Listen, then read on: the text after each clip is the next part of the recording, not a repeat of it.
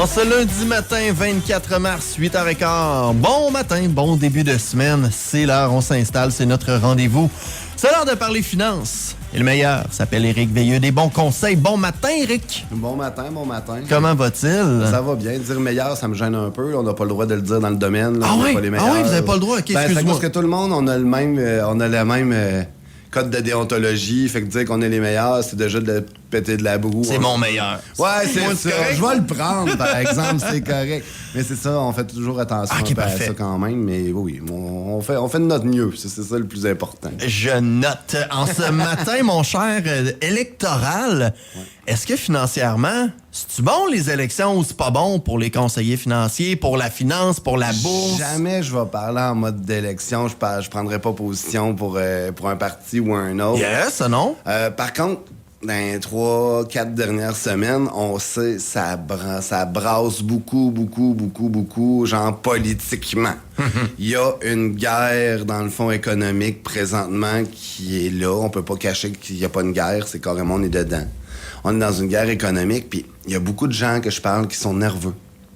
Ils sont nerveux de est-ce que je vais encore avoir mon travail dans 6 mois? Est-ce que mon employeur va être encore capable de me donner du travail? Il y a beaucoup d'entreprises présentement qui commencent déjà le travail partagé. Oui, on a commencé à le voir, même on l'avait dans une de nos nouvelles d'une grosse entreprise, admettons à Saint-Gédéon, qui commence à faire du travail partagé. Absolument. C'est que ça veut dire qu'il y a une journée par semaine que c'est le gouvernement qui paye ta journée. C'est ce que ça veut dire. Ouais, travail partagé, c'est que tu fais du chômage, mais t'as quand même le droit de travailler. OK. Fait que le chômage vient compenser ce que ton employeur peut pas te donner. Puis ça, c'est bien pour les entreprises parce que tu veux pas perdre ton staff. Parce que si tu finis par dire je te mets sur le chômage puis tu trouves une job ailleurs, ben ça se peut qu'il y ait ailleurs. Avec le travail partagé, le gros de ça, c'est que ça permet de garder ton staff parce qu'on a quand même un problème de personnel qui est encore là, même si on dit mais... Oui, exactement. Puis si, je veux dire, du jour au lendemain aussi, boum, là, on reçoit une grosse commande après ça, puis t'as slacké ou t'as perdu 4-5 personnes, et là, tu dois être à 100% comme ce que t'étais auparavant. Ben, il faut que tu puisses te revirer de base sur un 10 cents, donc ce programme-là aide pour ça. Souvent, former un nouvel employé, dépendamment des ça coûte quasiment la moitié de sa paye de la première année, bien le former, dire qu'il est prêt. On le sait, l'expérience, dans mon bureau, c'est écrit, puis c'est M. Dutil qui avait dit ça, c'est 10 ans d'expérience. Ça prend 10 ans à avoir, même avec Google. Ah, excellent. Fait que moi, j'y crois sincèrement que l'expérience, ça s'achète pas. Fait que quand tu as des employés clés, du monde que tu veux garder, je pense que le chômage partagé, c'est quelque chose qui est bien présentement. Par contre, ça se peut qu'il y ait des entreprises qui peuvent même pas donner le travail partagé, puisqu'à un moment donné, ils ont plus de revenus, il y a des paiements, il va y avoir des entreprises qui risquent de fermer si ça continue comme ça. Puis là, les gens me disent « Ouais, mais là, on fait quoi, nous autres? C'est quoi? Qu'est-ce qu'on fait présentement? » Bon. Ce qu'on ferait présentement, première des affaires, tu sais, on dit toujours, au pire, je vais aller me chercher un prêt en attendant de me trouver quelque chose, puis tout, mais moi, Bernard, il y a une phrase qu'on dit souvent, c'est que les banques vont te donner un parapluie jusqu'à ce qu'il mouille. Donc, si on voit qu'on est dans une situation présentement, si c'est pas précaire. d'emploi, t'as perdu ton emploi, puis t'arrives à la banque, tu dis, je veux emprunter, parce que je veux consolider mes engagements, je veux baisser mes paiements, les banques, ils disent oui, on va nous faire plaisir de te prêter, on sait que tu seras pas capable de nous le repayer. Fait que présentement, vous avez un travail, vous avez une maison, c'est le meilleur temps de faire réévaluer votre propriété. Quand vous savez que vous, là, à peu près un mois et demi, tout le monde dit ma maison doit bien monter aux taxes, ça n'a pas d'allure, ça doit bien monter. Ouais, puis les taux ont encore baissé là, dans les dernières semaines et demie. Encore d'un autre point 25. Ouais, les taux baissent, les taux variables. Les taux fixes, moi, dire que c'est plus tough parce que c'est par rapport aux obligations, pas mal plus que par rapport aux obligations d'épargne. C'est plus géré. Les taux fixes 5 ans sont plus gérés par rapport aux obligations d'épargne que par rapport au taux d'intérêt de la banque. Qui change selon la banque. Ça, il y a quand même de quoi là-dedans. Puis le monde dit ça a baissé, ça doit baisser. Non, pas tant, parce que les obligations, quand les intérêts baissent, les obligations augmentent. Aussi, fait que de l'autre bord. Exactement. Fait qu'il y a quelque chose là-dedans qui change, mais ce que je dis au monde, c'est présentement, votre maison a pris beaucoup de valeur dans les dernières années. Vous avez peut-être dans les dernières années, on le sait, avec la COVID, il y a bien du monde. Je reviens à ça parce que c'est là tout le monde a eu une roulotte. Tout le monde a eu un skidoo, tout le monde a eu un 4 roues. Tout le monde disait « Hey, si je peux pas voyager, je vais toujours bien me gâter. » Mais Colin, le paiement de la roulotte, qui est peut-être encore là. quelques années plus tard, Ouais, comme puis, ça, avec dans le le temps, train ils de font la des vie qui a paiements sur recommencé. 20 ans, là, les roulottes. Oubliez-les pas. Là. Tu finances ta roulotte sur 20 Ah, ans. ouais. Oui, les prêts loisirs, les roulottes, tu peux aller jusqu'à 20 ans.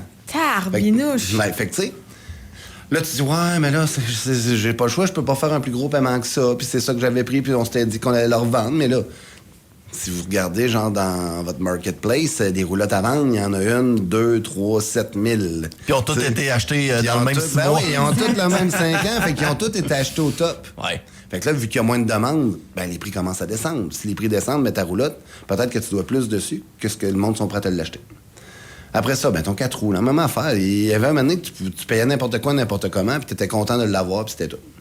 Ben moi, je dis aux gens, votre maison a pris de la valeur, c'est le temps de la faire évaluer, puis genre dire, ben je vais prendre mon prêt roulotte, je vais prendre mon prêt de 4 roues, je vais prendre mon prêt de carte de crédit que je me suis, tu sais, que je me suis tout le temps mis un petit peu sur la carte de crédit. Ouais. J'en ai mis un petit peu sur ma marge là. Puis là, à un moment donné, je me rends compte que je dois 30, 40 000, genre, à côté de ma maison, à part mes prêts auto, là.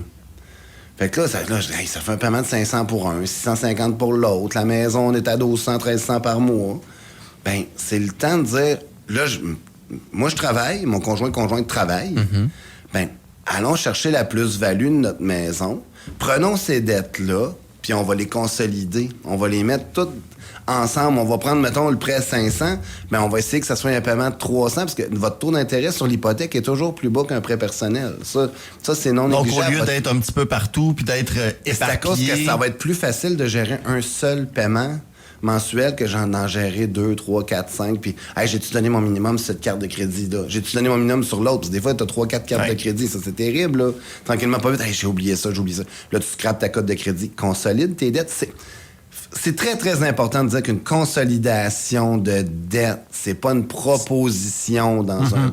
C'est une restructuration financière. Puis le monde dit, ouais, mais c'est vrai que ça fait baisser ma cote. Souvent, ça la fait pas baisser. Ça la fait monter. Parce que tu règles tes cartes de crédit à zéro, puis ton prêt hypothécaire, il n'y a pas une grosse incidence sur ta cote de crédit. OK, parfait. Fait que ça reste un petit peu une image qu'on a en Oui, tête. on a tout le temps l'impression que c'est comme... Consolider, c'est négatif. Mais en réalité, c'est que tu vas prendre des prêts, des cartes de crédit à 20 des prêts personnels à 10 puis tu les ramènes à 4,5 Fait que, tu sais, on va faire un calcul vite. Là. Mettons que tu en as pour 50 000 de cartes de crédit de prêt personnel, puis que tout est à 10 Oui. Ben, ça veut dire que c'est 5 000 d'intérêt dans l'année, là, si on compte vite. Là. Que tu fais juste payer Ça, c'est pour... 100 piastres Ça par continue. semaine en intérêt, là. Puis mettons que tu es capable de le descendre, mettons, on y va à 4 là, parce que des fois, on voit du 5 ans fermé à 4 comme c'est là. Mais ça te coûte 2 000. Tu viens de sauver 3 000 piastres. 3 000 piastres, ça, faut que tu travailles quelques heures pour l'avoir clair dans tes poches. Ben, là. totalement. Surtout que sinon, tu le laisses à terre ou ben, tu le laisses en intérêt tout simplement. Ben, tu le donnes à une banque. Puis, tu sais, c'est Fait pas. que juste avec la stratégie... Ben, des fois, c'est pas. Il y en a qui peuvent, il y en a qui peuvent pas. Puis ça dépend aussi de ce qu'on peut faire. Mais regardez-le présentement. Surtout si vous avez peur à votre emploi, si vous êtes incertain sur des choses, ben, pensez de consolider vos engagements pour dire, hey, si je tombe au chômage, ben, avec mon chômage, je vais être capable de quand même payer ma maison. Je vais être capable d'avoir encore un toit sur la tête. Puis je vais avoir le temps de me revirer de bord, que je suis en panique, puis je suis obligé de me ramasser dans un syndic de faillite parce que là, ça va trop vite. Parce que c'est ça, des fois, hein, quand ça dérègle, ça Ça va déraille de vite bord. des fois. Ça Puis, va tu sais, moi, très- j'ai toujours dit, quand il fait beau, tout le monde veut t'en donner un parapluie, tu n'as pas besoin. La journée qui se met à mouiller, là, attends un peu, là, vas-tu être capable de me leur donner, mon parapluie? Puis il y en a plus au... Puis j'imagine que ça fait en sorte qu'il y a plus de monde autour aussi qui finit par avoir besoin de pas parapluie. que si l'économie va moins bien, les banques vont resserrer le crédit. C'est automatique. Tu sais, quand ça va bien, si on prend en donner à tout le monde de l'argent, mais quand ça va plus mal, eux autres, ils vont dire, attends un peu, on est mieux de garder nos acquis, resserrer notre crédit, garder notre épargne, puis attendre que ça se calme. Mais là, ça va quand même... Tu sais, les banques sont quand même prêtes à prêter, surtout si vous faites des structures financières, que vous consolidez de l'argent, que vous libérez de la valeur sur votre maison. Puis ça veut même pas dire que vous en avez besoin. OK? Ben, mettons que vous dites, regarde, moi, ma maison, elle vaut 200 000, mettons, puis je dois 100 000 dessus. J'ai pas d'autres dettes, j'ai ma maison, je suis bien content. Ben, faites-le réévaluer pareil. Allez ouvrir votre marge de crédit. Rendez-la disponible. Ça veut pas dire de partir en peur avec, parce qu'il y en a qui pensent qu'une marge de crédit, c'est comme gagner à la loterie, mais tu vas la devoir pareil, l'argent.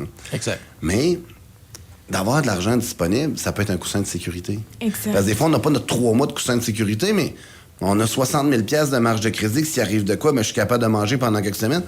il y a des gens, tu sais, il y a bien du monde qui n'ont pas la paye la semaine prochaine, ça va être tête.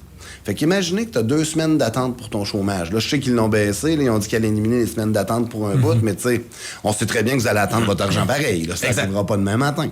Mais si vous avez un coussin de sécurité, regarde, oui, ça me coûte un peu d'argent en attendant que mon argent rentre, ben, je vais le prendre là, puis quand ça va rentrer, ben, je vais clairer ça, puis je vais respirer, puis...